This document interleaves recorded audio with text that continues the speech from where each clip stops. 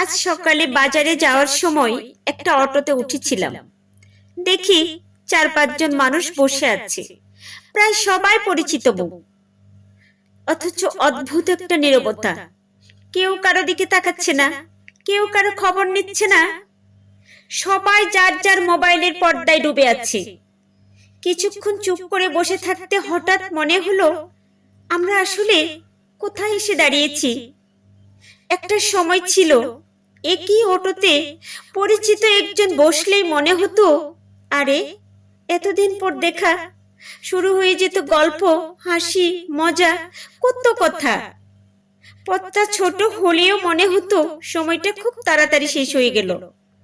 আর আজ একই গাড়িতে বসে থেকেও সবাই যেন আলাদা আলাদা পৃথিবীতে। একজন মানুষের পাশে আরেকজন মানুষ বসে আছে, কিন্তু মনটা পড়ে আছে একটা মোবাইলের ভিতর। সবচেয়ে কষ্টের বিষয় কি জানেন?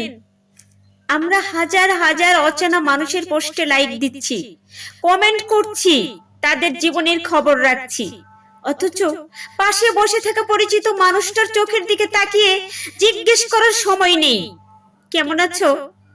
একদিন হয়তো আমাদের হাতে মোবাইল থাকবে না, সময়ও থাকবে না, শুধু কিছু মানুষকে খুব মনে পড়বে।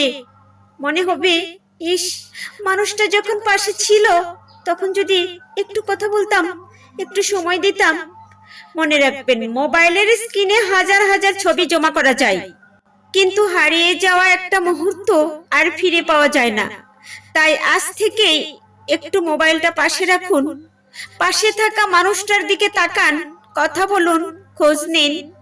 কারণ একদিন হয়তো এই মানুষগুলোই থাকবে না, থাকবে শুধু তাদের সঙ্গে কথা না বলার আফসোস। আর সেই আফসোসের কান্না কোনো মোবাইলের স্ক্রিনে মুছতে পারবেন না।